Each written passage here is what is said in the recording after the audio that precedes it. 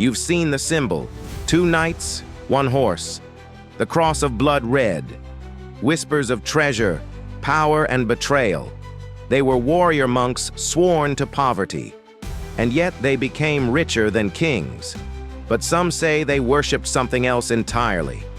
From the deserts of Jerusalem to the cathedrals of Europe, they rose, they ruled, they vanished. But what if the Templars never truly disappeared? What if their secrets live on, hidden in plain sight? This is the story they never wanted told.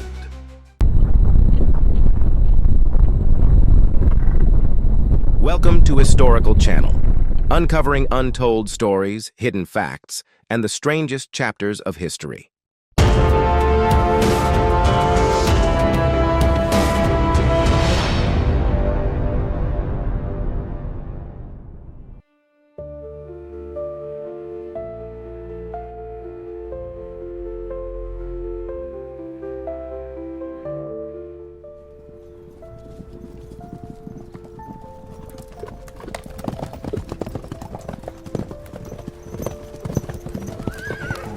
Who were the Knights Templar?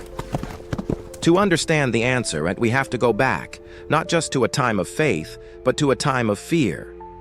It was the year 1099. The First Crusade had just ended in blood. European crusaders had taken Jerusalem from Muslim control, but the victory came at a cost. The city was surrounded by enemies. Roads swarmed with thieves and assassins. Thousands of Christian pilgrims still journeyed there every year, unarmed, unprepared, and unprotected. Many never made it. That's the world the Templars were born into. 9 men, led by a French knight named Hugues de Payan. They weren't nobles, they weren't famous. But they had something more dangerous than status. They had conviction. They took vows of poverty, chastity, and obedience. But unlike monks, they didn't retire to monasteries. They trained for war. They fought for God. They called themselves the poor fellow soldiers of Christ and of the Temple of Solomon. That last part, it would define their legacy. The knights were given headquarters on the Temple Mount, the exact site believed to have once housed the biblical Temple of Solomon. This location wasn't just symbolic. It gave rise to centuries of whispers that the Templars found something beneath the ruins, scrolls, relics, or something far more powerful. Their original mission was simple: to protect Christian pilgrims on the road to Jerusalem. But within a decade, the church made it official. The Pope gave them total spiritual independence. They could pass any border, collect taxes, answer to no one, not even a king. Templar chapters spread across Europe: France, England, Portugal, Spain. They recruited noble-born warriors. They built castles that could survive sieges for months. And soon, they were unstoppable. They vowed poverty. But behind the scenes, they were building the world's first financial network. Templars allowed pilgrims to deposit gold in their homeland, receive a coded slip, and withdraw funds safely in the Holy Land. It was early banking, and it worked. They lent money to lords. They stored treasure for popes. At one point, even King Philip IV of France owed them a massive debt, and that would come back to haunt them. The Templars were a paradox. They prayed like saints and fought like beasts. They were soldiers and monks, humble in words, but terrifying in action. But power breeds envy, and mystery breeds fear. By the 13th century, rumors began to spread that the Templars were hiding secrets, that they'd discovered ancient relics, that they'd become too powerful, too rich, and far too independent. And so the question began to echo across Europe.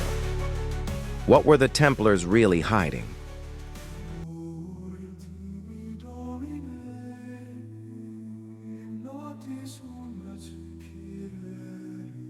Their official story was one of faith, sacrifice, and service.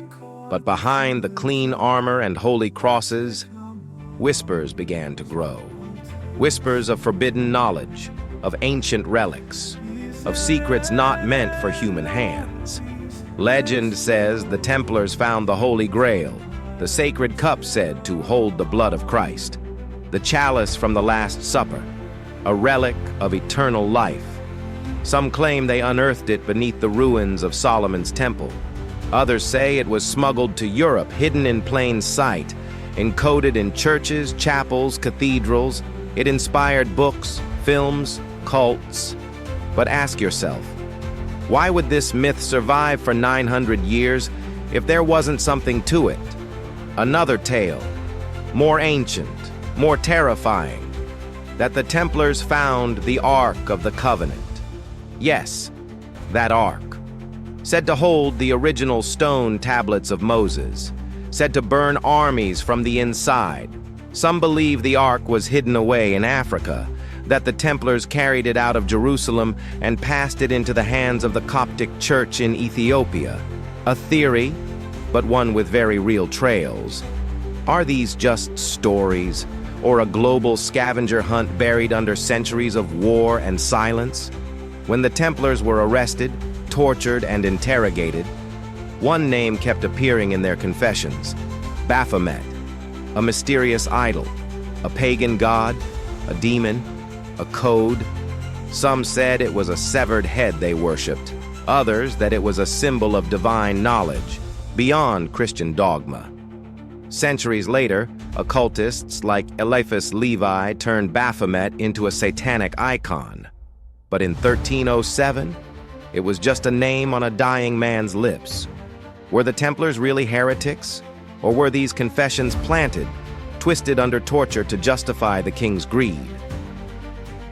Whether myth or manipulation, the stories refuse to die. Because here's the truth. The Templars weren't just knights. They were symbols. Symbols of access, of forbidden knowledge, of divine power on earth. And maybe that's why the world can't let them go. Not because of what they did, but because of what they might have known. What did the Templars hide behind closed doors? Secrets so deep that when they were unearthed, they nearly destroyed them. In every preceptory across Europe, there were whispers of off-limits chambers, rooms where only the highest-ranking brothers could enter, rooms said to contain strange symbols, arcane texts, even mysterious relics. They spoke of rites performed at midnight, ceremonies invoking names no one dared speak outside those walls, blood, incense, oaths, words that bound them not just to God, but to each other. October 13th, 1307, a date that would birth a superstition, still with us today. At Philip IV's command, hundreds of Templars were seized. No trial, no warning, just the clang of iron manacles. Why such ruthless precision? Because Philip needed their wealth, and because he feared their power. In the dungeons, confessions were extracted under torture, forced to admit blasphemy, worship of Baphomet, secret kisses on sacred hides, vows broken, doctrines denied. But these confessions, were they truth or a king's fabrication? March 18th, 1314. Jacques de Molay, the last Grand Master, stands at the pyre. With his dying breath, he utters a curse. Philip IV, Clement V, and their heirs, you will join me before God within the year. Within months, both Philip and Pope Clement V were dead. Coincidence, or the vengeance of a man condemned unjustly? Though the order was officially disbanded, rumors persisted that some Templars escaped the purge, that they fled through hidden tunnels, crossed the Alps, and took refuge in Scotland, Portugal, even across the Atlantic. Did they simply vanish, only to live on as freemasons, secret bankers, or shadow advisors to kings? Or is it fantasy, another myth in a tapestry of legends? 700 years have passed, and still their name carries weight. The Knights Templar, dead, but never gone. Many believe the Templars didn't vanish. They evolved. Some say they became the Freemasons, a shadowy fraternity that emerged just a few centuries later, with strikingly similar symbols, rituals, and ideals. Was it a coincidence or a coded continuation of their legacy? Founding fathers, architects, bankers, the fingerprints of this hidden lineage are everywhere. Across Europe, their mark remains etched in stone, literally. Templar crosses carved above doorways, old banks founded on their models, and cities built where their commanderies once stood. Even the Swiss banking system, known for secrecy and power, bears traces of the Templar model. They began as protectors of pilgrims, ended as enemies of kings, but in between, they became something far greater. An army with no borders, a church with no pope, a secret with no end. People ask, was it the Holy Grail, the Ark of the Covenant, ancient scrolls, gold, power, or maybe the real treasure was knowledge, dangerous knowledge, the kind that rewrites history or reshapes the future. Centuries have passed, empires have risen and fallen, but the Templars remain.